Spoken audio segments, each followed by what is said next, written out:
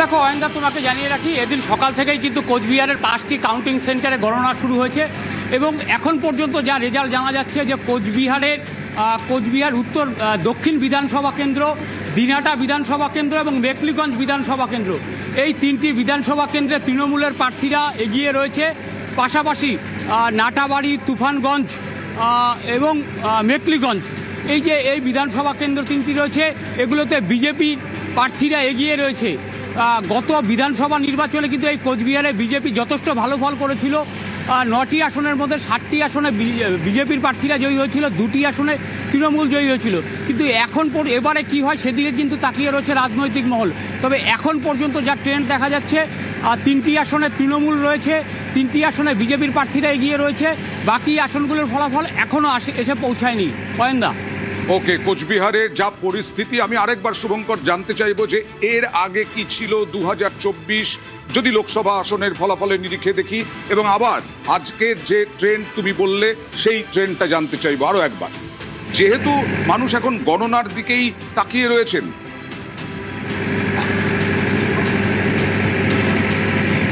হ্যাঁ দেখো, একেবারেই তোমাকে জানিয়ে রাখি, কোচবিহারে যদি আমি 2024 সালের লোকসভা নির্বাচনে দেখি যে 9টি বিধানসভা রয়েছে সেই কোচবিহার লোকসভার মধ্যে, সেই 9টি বিধানসভার মধ্যে কিন্তু তিনটি বিধানসভা কেন্দ্রে বিজেপি জয়ী ছিল, 6টিতে তৃণমূল জয়ী ছিল, তৃণমূলের জগদীশ বর্মা বসু নিয়ে জয়ী ছিল।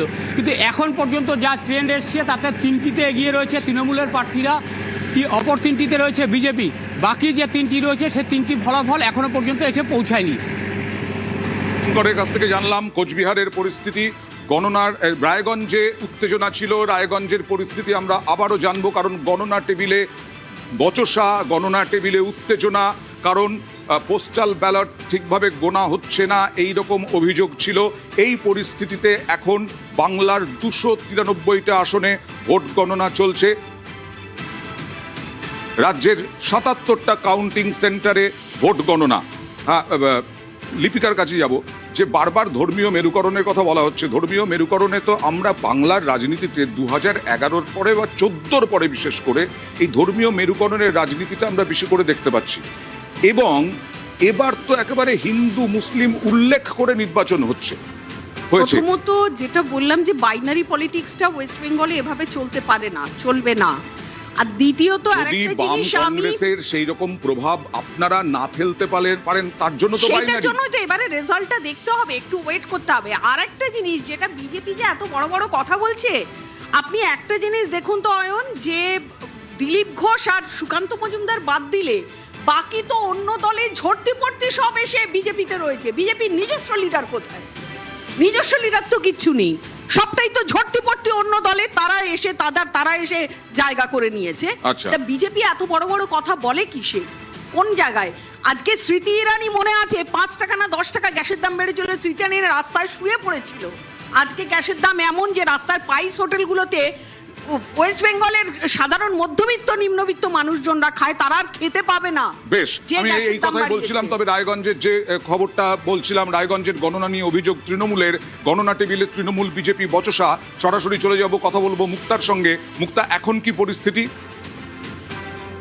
দেখো অয়নদা, এই যে রায়গঞ্জ বিধানসভার যে ভোট কেন্দ্র রয়েছে বা গণনা কেন্দ্র, সেখানে বিজেপি এবং তৃণমূলের প্রবল উত্তেজনার সৃষ্টি এবং তাদের দাবি, তারা এই গণনাকে মানছে না। এবং তৃণমূল প্রার্থী যে কৃষ্ণকল্যাণ রয়েছেন, তিনি পরিষ্কার অভিযোগ জানিয়ে দিয়েছেন যে ইভিএম বা ভিভিপ্যাট, মানে এখনো কি গণনা শুরু হয়নি?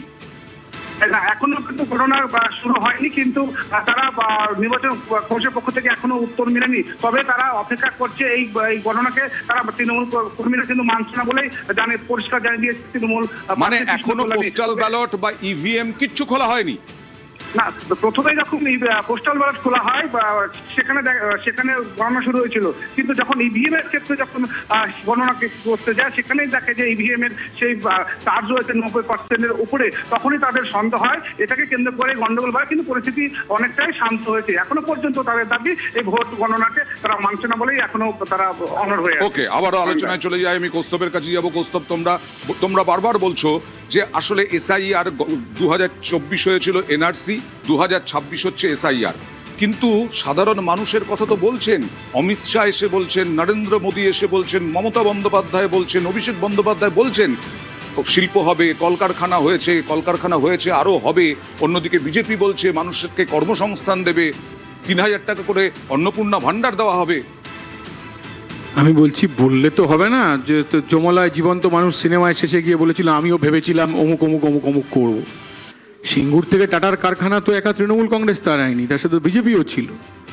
সানন্দে যখন কারখানা গেল তখন গুজরাটের প্রধান মুখ্যমন্ত্রীর নাম তো নরেন্দ্র মোদী। আমার তো মনে আছে যে বিজেপির নেতারা এসে স্যান্ডউইচ অনশনে বসেছিল। এখন কথা আমাদের অপেক্ষা করতে হবে, দেখতে হবে কোন দিকে ট্রেন্ড, বাংলার রায় কোন দিকে যায়। আমি প্রথমে বলেছি, এখনও একই কথা বলছি, যে মানুষ তার নিজের ভোট দিয়েছে। 3টে ব্যারিয়ার ছিল। পশ্চিমবঙ্গের পক্ষে তৃণমূল ভালো না বিজেপি ভালো? এরকম ভাবে তো বলা যায় না। তৃণমূল কংগ্রেস তো বিজেপিকে নিয়ে এসেছে। পশ্চিমবাংলায় বিজেপি ছিল নাকি? 34 বছর আপনি বিজেপি কি জিনিস জানতেনই তো না। পশ্চিমবাংলা থেকে তৃণমূল কংগ্রেসের সাহায্যে 3টে সাংসদ জিতলো বিজেপি। আমি ভুলে যাবো নাকি? ওয়ারেন্টা তোমার মনে থাকবে তো, কলকাতা কর্পোরেশনের মেয়রের নাম সুব্রত মুখার্জি আর ডেপুটি মেয়রের নাম মীনা দেবী পুরোহিত, তৃণমূল সমর্থিত বিজেপি প্রার্থী। এই যে এসব তৃণমূলকে ক্ষমতায় আরএসএস না, মানুষ আমাদের রিজেক্ট করেছে। 34 বছর আমরা ক্ষমতায় ছিলাম, মানুষ আমাদের হারিয়েছে, আমরা হেরে গেছি। কিন্তু পেন্ডুলামের মতো কোনো সময় যা তুমি করবে তার এফেক্ট তোমাকে পেতে হবে। এই একটা সময় পেন্ডুলাম যেটা করেছে মানুষ সেটার এফেক্ট আমাদের মনে আছে তপন শিকদার, রাহুল সিনহা, মীনা দেবী পুরোহিত, এই 3টে নাম আমরা বিজেপি শুনতাম এত। এই নিয়ে এলো, কিন্তু বলতে দ্বিধা নেই আজকে মমতা ব্যানার্জি এই ঘাড়ে করে নিয়ে এলো এই দলটাকে। অয়নদা একটা কথা আমি বলে রাখতে চাই, সেটা হচ্ছে কংগ্রেস আমাদের ভেতরের রাজনীতি নিয়ে, ভেতরের লোকেদেরকে নিয়ে যে এই ভাবনা চিন্তা করছে, এতে আমরা অনেক খুশি হচ্ছি। আমাদের ভেতরের রাজনীতি নিয়ে এরমভাবেই চিন্তা ভাবনা করুন, আর আপনাদের সিটটা কমতে থাকুক। আমরা এটাই বলতে চাইবো, আমাদের ভেতরের রাজনীতি নিয়ে, ভেতরের রাজনীতি নিয়ে তো তোমরা বেশি করো, তোমরা বেশি রাহুল গান্ধীকে নিয়ে বলো, চেষ্টা করুন, তোমরা বেশি রাহুল গান্ধীকে নিয়ে বলো, তোমরা তো কংগ্রেসের রাজনীতি নিয়ে বেশি আলোচনা করো। গেলে মুছে আমরা গেছে, যদি আগের বারে একটু মুছে গেছে, কোটি টাকা খরচা করে ফেলো কংগ্রেসের আলোচনা করবার জন্য। তৃণমূল বিজেপিকে এনেছে 2011 সালের, ওই কৌস্তব যেটা বললো, 2011 সালের আগে বিজেপি ওই 3টে নাম জানতাম, তারপরে তো বিজেপি ঢালাও। দেখুন, ব্যাপারটা হচ্ছে কৌস্তবদা একটা কথা বলে দিলেন ঠিকই, কিন্তু কৌস্তবদা যদি সেই প্রিভিয়াস স্ট্যাটসটা দেখেন তাহলে বুঝতে পারবেন যে সবচেয়ে বেশি ভোট কাদের কাটা গেছিল এবং তার পরবর্তীতে সেই ভোটটা কোন জায়গায় শিফট হয়েছিল। আমরা বহু তথ্য নিয়ে যখন কথা বলেছি তখন সেই জিনিসটা আমাদের সকলের চোখের সামনে স্পষ্টভাবে উঠে এসছে যে খুব সুন্দরভাবেই ছোট ভাই বা বড় ভাই তার ছোট ভাইকে নিজেদের ভোট প্রদান করে তার পরবর্তীতে কিন্তু ক্ষমতায় নিয়ে আসার চেষ্টা করেছে। তাই আজকে যখন কৌস্তবদা বিজেপির প্রতিনিধির পাশের চেয়ারটাতে বসে এইসব বক্তব্য রাখছে, সত্যি কৌস্তবদার মুখ থেকে এই জিনিসটা শুনতে অন্তত আমরা চাই, কারণ তোমরা নিজেদের শরীরের রক্তটা দিয়ে তার পরবর্তীতে তোমরা নিজেদের শরীরের রক্তটা দিয়ে তার পরবর্তীতে বিজেপিকে অন্তত শ্বাস নেওয়ার জায়গাটা 73 নম্বর ওয়ার্ডে মমতা ব্যানার্জি হারলো। আমি বলছি 24 সালের যা ট্রেন্ড আমরা দেখেছিলাম, তার আগে 19 সালেও দেখেছিলাম। তার মানে কি 73 নম্বর ওয়ার্ডে কিছু মানুষ তৃণমূল কংগ্রেসকে ভোট দিতেন, বিজেপিকে ভোট দিয়েছিল। এটাই তো নিয়ম। বহু মানুষের আমাদের যখন নিয়মের কথা বলছেন তাহলে 34 বছরের পরবর্তীতে বলেনি, তুমি বলেছো আমাদের ভোট বিজেপিতে চলে গেছে। আরে আমাদের বহু ভোট তো তৃণমূল কংগ্রেস পেয়েছে বলে 2011 সালে আমরা জিতেছিলাম। উপাসনা চৌধুরীর কথা তো আমাদের যদি বামেরা, তৃণমূল পেয়েছিল বলে তোমরা জিতেছিলে। যদি বামেরা 2 আসন পায়, যদি বামেরা 2 আসন পায়, এখানে ধরে নিলাম তর্কের খাতিরে, ওই 2 আসন নিয়ে থাকতে হবে। একটা রাজ্য চলে যাচ্ছে, কেরলটা চলে যাচ্ছে প্রায়। না, দেখা যাক না কটা কি হয়, দেখা যাক না। আমাদের কেরলের ভয়ঙ্কর অবস্থা, যা ট্রেন্ড দেখতে পাচ্ছি। কেরলে তো 5 বছর সরকার থাকে, 5 বছর চলে যায়। অবশ্যই পরিবর্তন 10 বছর পর সাউথেও তাই হয়। কেরলে তো আছে, ট্রেন্ড তো আছে না। এই ট্রেন্ডটা যদি হয়, এই ট্রেন্ডটা 48 87 যা দেখা যাচ্ছে, এর পরিবর্তন কত হতে পারে, কত হতে পারে পরিবর্তন? কেরালা জানি না কোথা থেকে গোনা আরম্ভ হয়েছে, কি ব্যাপার না, এত ডিটেইলস আমি জানি না। বামেরা থাকবে না তো আর কোথাও? না না, তাতে কি আছে, তাতে কি অসুবিধা আছে, তাতে কি অসুবিধা আছে? বিজেপি আজ থেকে কিছু বছর আগে কটা ছিল সংখ্যায়? প্রশ্ন তো এটা না, প্রশ্ন দেখতে হবে। 47 আরে বামেরা থাকবে না তো বিজেপি তো আছে। কৌস্তবদা তো সেই জিনিসটাই বলতে চাইছে। ওখানে কি তুমি দেখো না, 4টে কেরালায় নেই তো। এখনো পর্যন্ত ত্রিপুরায় তৃণমূল খটা খুলেছিল, তারপর একটা আসন পেয়েছে। আমার মনে হয় যে নিউজ 18 বাংলায় বসেছিলাম, মনে হচ্ছে না মুখ্যমন্ত্রী হয়ে গেছে ত্রিপুরায়। একটা কর্পোরেশন নিয়েছিল আগরতলায়, 2 ঘন্টার মধ্যে বিজেপি হয়ে গেল।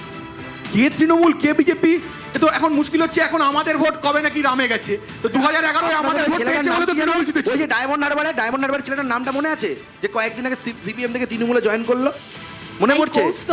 না কৌস্তব না, কৌস্তব। তোমার নাম মনে আছে? এ শুভেন্দু তোমার অধিকারীকে নাম মনে দলে আছে? নিয়ে শুভেন্দু অধিকারীকে দলে নিয়ে মনে আছে, মনে আছে, 136টা ডায়মন্ড হারবারে? 136টা প্রার্থী হয়েছিল 2021 সালে। ছেলেটার কথা মনে করুন। 136টা প্রার্থী। সিপিএম মানুষ বুঝতেই পারছে না। হ্যাঁ, ওয়ান ওয়ে, ওটা ওয়ান ওয়ে। বুঝতেই পারছে না, একদম ঠিক সুযোগ one নেই। way। অর্জুন সিংকে মনে আছে ভাই? রাজীব ব্যানার্জিকে মনে আছে?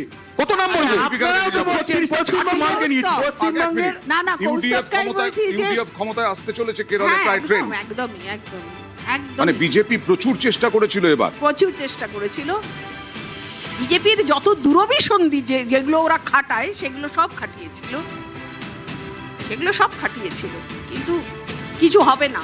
ওই যে বললো না একটু আগে যে আমরা ওদের আভ্যন্তরীণ ব্যাপারে ওরা যা রাহুল গান্ধীকে নিয়ে যা করছে এখনো পর্যন্ত, তাহলে আভ্যন্তরীণ সব কোথায় ওয়াশ আউট হয়ে বেরিয়ে গেছে ওরা যা করছে। বেশ, আমরা আসব বাংলার কুরুক্ষেত্রে। ট্রেন্ড একটা চলছে, ট্রেন্ড আসছে ধীরে ধীরে, একেবারে প্রাথমিক ট্রেন্ড। সেই প্রাথমিক ট্রেন্ড নিউজ 18 বাংলার স্ক্রিনে দেখতে পাচ্ছেন আপনারা। তৃণমূল, বিজেপি, তার সঙ্গে অন্যান্যরা, বাম এবং কংগ্রেস। হেডলাইন্সের পরেই ফিরে আসছি আবার।